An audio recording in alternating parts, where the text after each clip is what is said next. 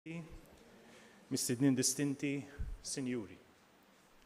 Merħba għal din il-konferenza stampa fejn fiha se jsir ftehim storiku wara xhur ta' negozjati li permezz tiegħu l-Arċidjoċesi ta' Malta għal darb'oħra qiegħda tagħti proprjetà tagħha din id-darba fir-Rabat biex jintuża għal skop soċjali biex jgħin dawk li huma fil-periferija tas-soċjetà tagħna.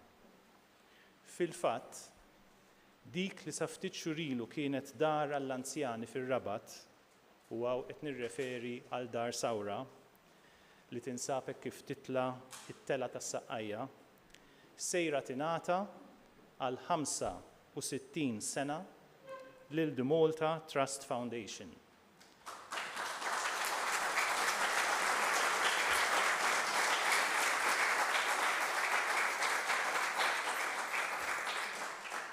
Dan għandu jservi bħala post għat-terapija għat-tfal u żgħażagħ tagħna permezz tal-arti u l-mużika. Il-medda l-kbira ta' art ta' Dar Sawra se tippermetti lill-Fondazzjoni biex toħloq ċentru għall-occupational therapy, intrapriża soċjali, swali għat-taħriġ, petting farm u kamra multisensjonali. Eventwalment il-pjanu li jkun hemm ukoll appartament żgħar għal terapist barrani tal-mużika u professjonisti oħrajn illi se jkunu qegħdin jaħdmu fiċ-ċentru kif ukoll anke spazji għal workshops. Id-dar li b'kollox tkopri 5500 metru kwadru ġiet stmata mill-periti tagħna illi tiswa 25 miljun euro. U din se tingħata b'komodat, jiġifieri b'xejn, lill-Fondazzjoni. Naturalment il-Fondazzjoni se tinvesti wkoll 10 miljun euro biex il-proprjetà li hija skedata u li bħalissa hija ġebel u saqaf isirilha r-restawr fuq medda ta' snin. Il-proġett se jinkludi wkoll ir-restawr tal-Knisja ta' San Nikola li għandha aċċess dirett għat-triq prinċipali quddiem id-dar kif ukoll għal konservazzjoni ta' opri tal-arti fosthom waħda ta' Alessio Erardi u anke ta' Giuseppe Bonnici, artisti Maltin. Tajjeb li ngħid ukoll li hemm proprjetajiet oħra tal-Knisja li nataw fil-passat riċenti biex isiru proġetti ta' fejda għas-soċjetà Maltija. Insemmi biss tnejn.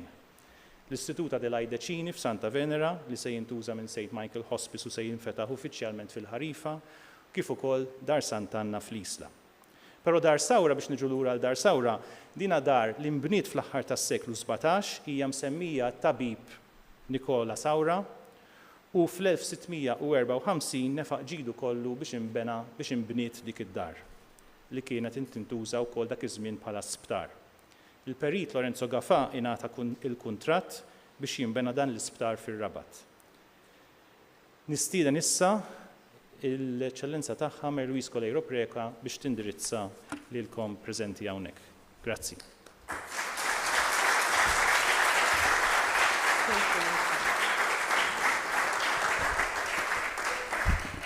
Grazzi Michael.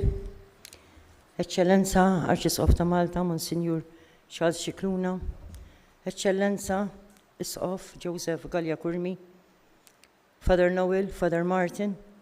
Membri tal-Bord tal-Amministraturi ta' The Malta Trust Foundation u ta' The Malta Foundation for the Well-Being of Society, konsulenti, il-Kunsill tal-Arċisqof, it-tim fenomenali ta' Villa Bianca immexxi mis-Sinjura Rosetta De Battista, direttriċi artistika, eżiż ġenituri, rappreżentanti tal-ġenituri li uliedkom jattendu diġà Villa Bianca, eżiż tfal u żgħażagħ, speċjalment intom li qegħdin hawn magħna llum.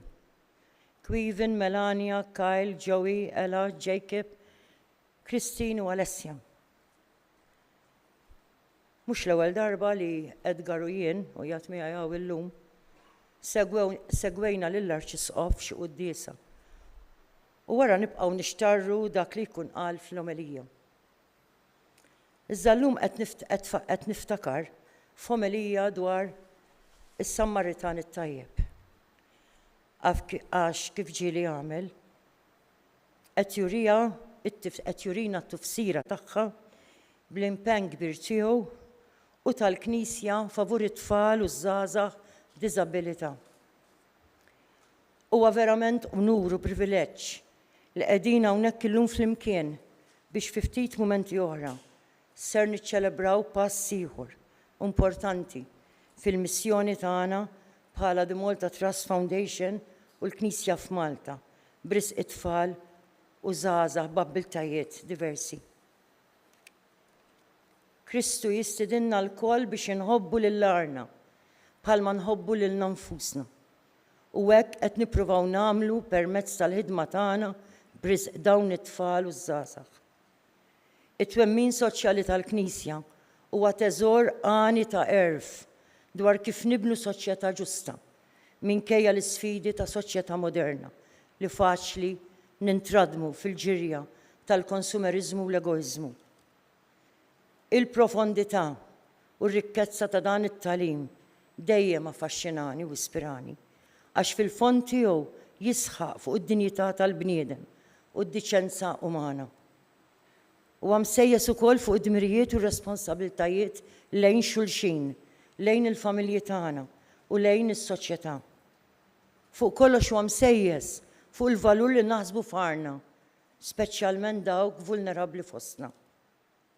Jien infissru li f'soċjetà fejn id-differenza bejn l-għonja u l-foqra dejjem tiżdied jeħtieġ li nżommu l-foqra u l-vulnerabbli bħala priorità f'ħajjitna.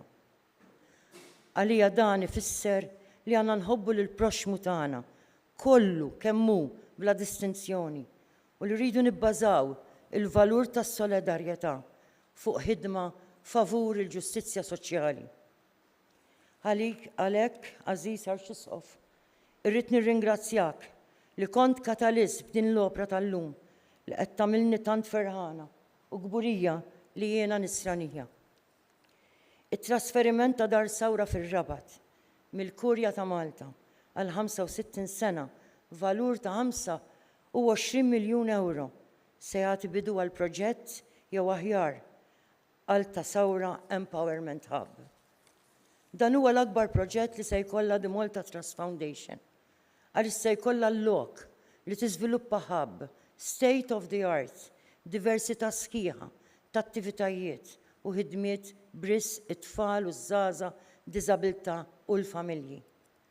Ta' Sawra Empowerment Hub se jiġi żviluppat fuq fażijiet u attamat u ppjanat li lestuh jekk Alla jrid fi ftit snin oħra. L-ewwel fażi se tkun it-tkabbir ta' Villa Bjanka, iċ-ċentru għall-mużika u l-arti għal tfal u żgħażagħ b'diżabilità. Villa Bjanka ġie inawgurat uffiċjalment minn The Malta Trust Foundation fl-2021 mit-tfal u miż-żgħażagħ stess. Għadni niftakar sew l-eċitament ta' Alessia, Matteo, Melania, Queven u membri mill-Equality in Music Group tad Down Syndrome Association meta kixfu l-plakka kommemorattiva.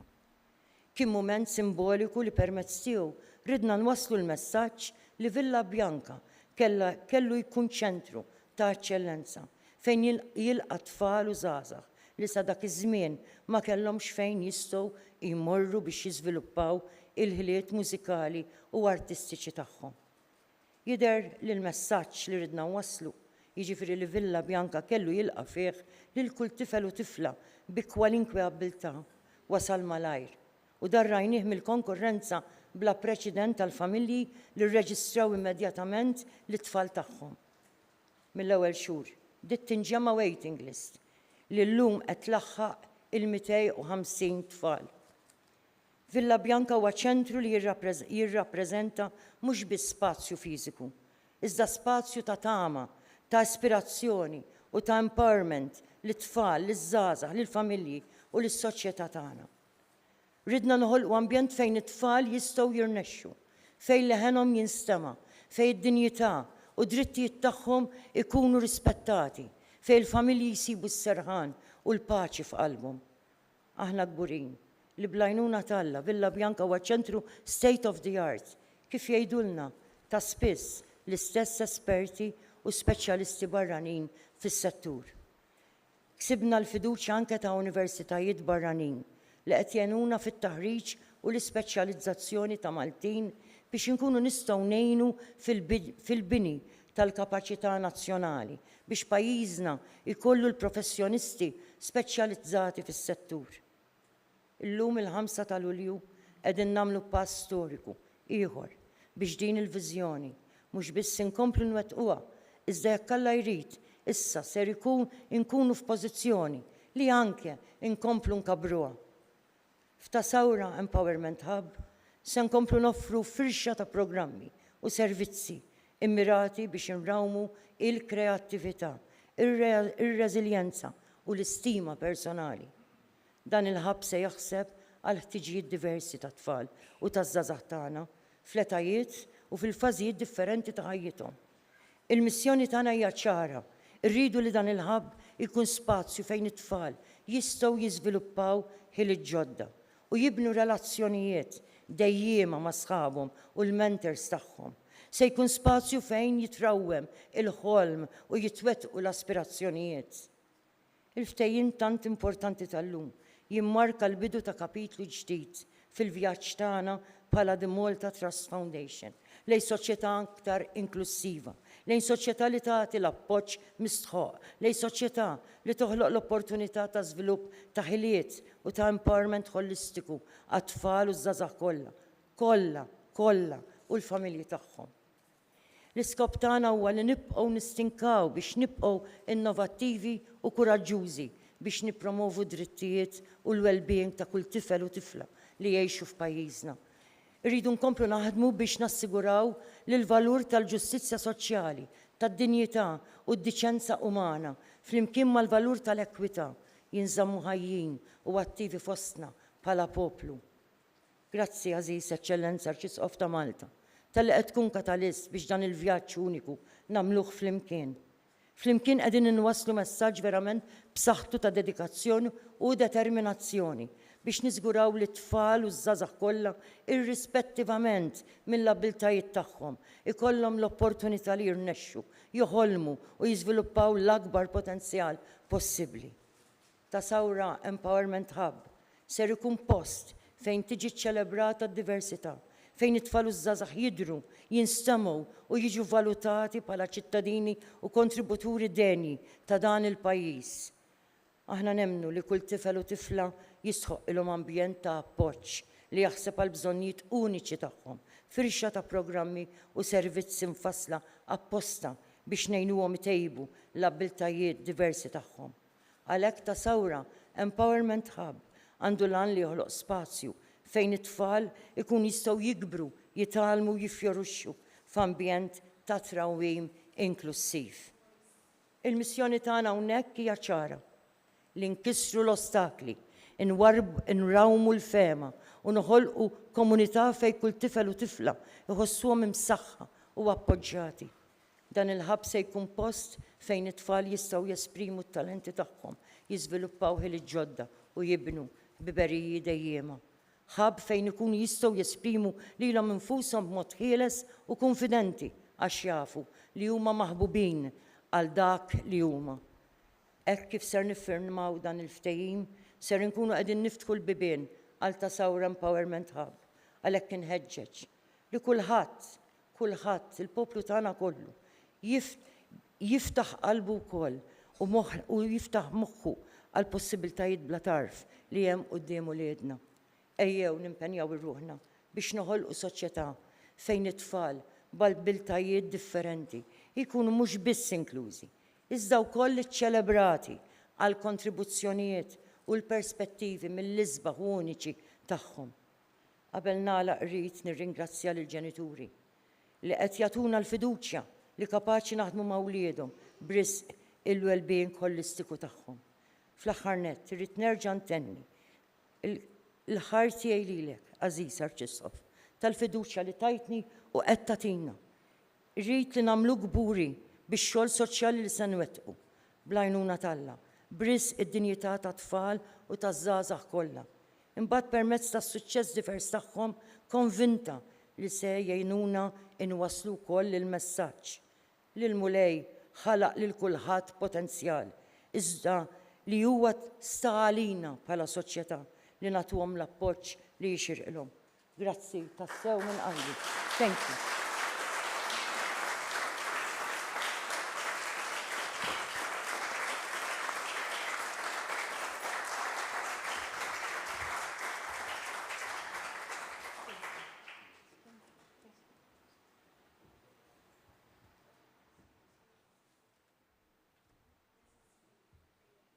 Eccellenza, Aziz President Emeritu Marie Luis Correro Preca, Eccellenza Aziz Isqof Joe, misnidnin distinti, Aziz Michael, il-kollaboraturi kollha tiegħek, anke l-kollaboraturi tal-Eċċellenza tagħha nixtieq l-ewnet nirringrazzjakom għax aħna wasalna f'dan il-jum sabiħ mhux weħidna, imma frott il-kollaborazzjoni ta' ħafna li nawgura li llum li għandha bidu formali tkompli.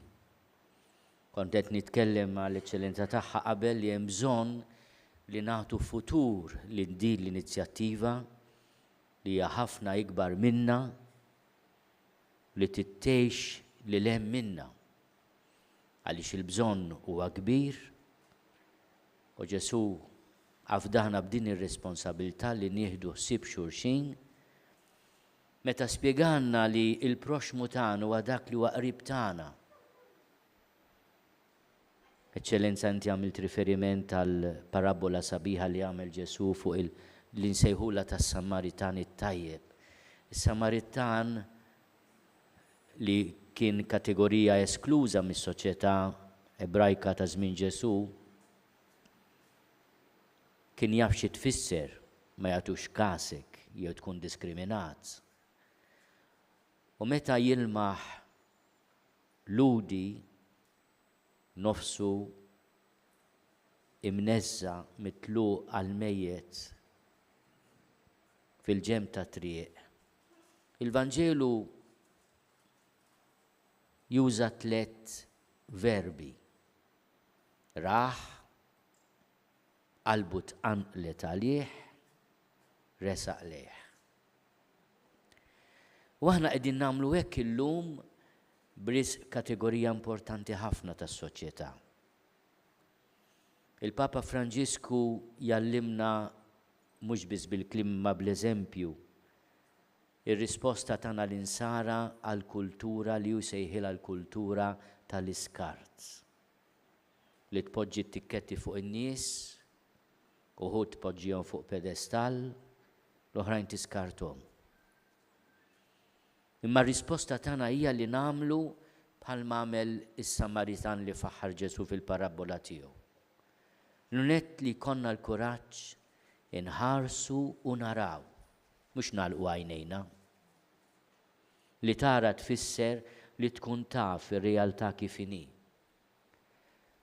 Li allura tifhem il-ġenituri, iż-żgħażagħ minn xiex għaddejjin, l-isfidi li jġarbu kuljum.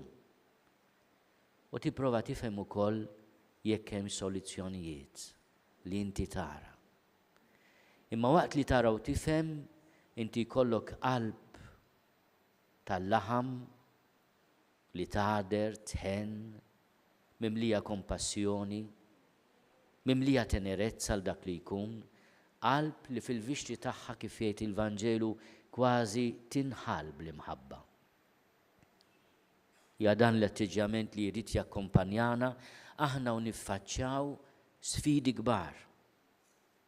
Illum nixtieq insellem il-tant ġenituri li fulidhom li tant iħobbu jaraw ukoll sfida għal imħabba ikbar. Stedina għal ġenerożità ikbar. Imma nifhem ukoll li għandhom bżonn l-għajnuna u s-sapport tagħna. Anke Ġesu u tiela l-Kalvarju sabulu ċ-Ċirinew xmun biex jgħinu jġorr is-salib. U aħna rridu nkunu wkoll dawk il-ħafna Ċirinej li ngħinu lil xulxin. Veru bil-Malti ngħidu li terfa' salib ħadd ieħor ma tantx għandha aċċessjoni tajba din jew tifsira tajba, imma li inti tkun bħal xmur iċ-Ċirinew huwa forsi fl-ispirtu veru tal-Vanġelu. Ra, tqanqal bil-ħniena, resaq leħ. Il-viċinanza tal-Knisja tkun xi ħaġa konkreta, mhix kwistjoni tal-kliem tiegħi, imma tal-azzjoni ta' kull wieħed waħda minnha.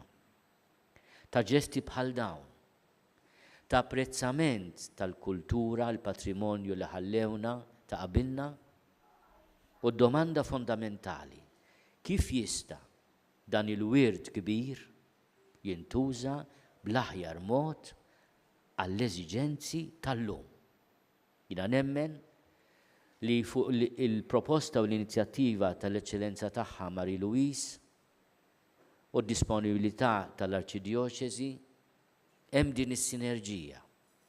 Patrimonju antik, sabiħ, frott il-ġenju ta' Lorenzo Gaffà u l-ġenerożità ta' Nicola Sawra, li llum se jerġa' jieħu ħajja ġdida u jirrispondi għal faqar ġdid, għal eżiġenzi ġodda, imma b'mod pożittiv li l-żgħażagħ u t-tfal tagħna nagħtuhom il-possibilità li joħolmu, li jiskopru t-talenti li l-mulej nissel fihom, li permezz tal-mużika, tal-arti, tad-drama,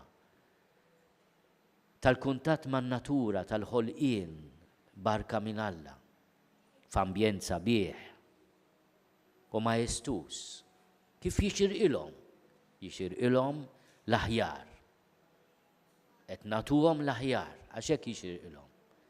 Imma l-ħolma tiegħi u b'mod speċjali tal-eċċellenza tagħha Marie Louise Kolejro Preka hija li din il-ħaġa tkun ukoll statement ta' inklusività vera li mhijiex slogans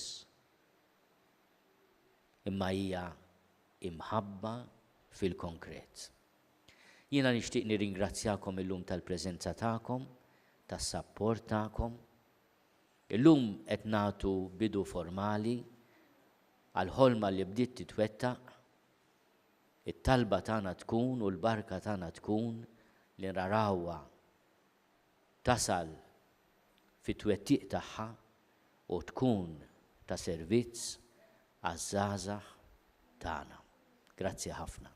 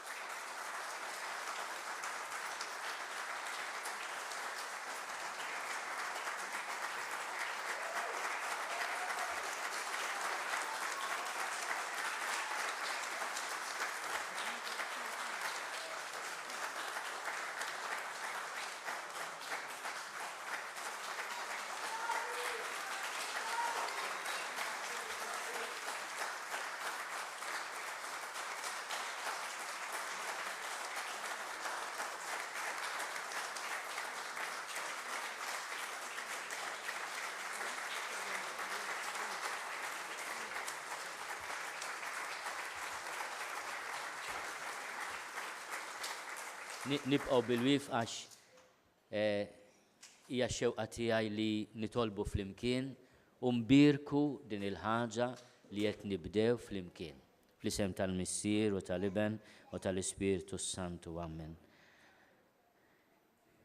Missierna li inti fis-smawiet, jitqaddes ismek tiġi saltnatek, ikun li trid int kif is-sema ekda fl-art. Ħobżna ta' kuljum atina llum, aħfrilna dnubietna bħalma naħfri l-minu ħati għalina. La ddaħħalniex fit-tiġrib, iżda ħlisna mid-deni. Amen. Omm il-pariri tajjeb, itlob għalina. Il-mulej ma'kom. Iberikkom Alla li jista' kollox, il-Missier u l-Iben u l-Ispiritu Santu. Grazzi ħafna lil kulħadd. Awguri, awguri.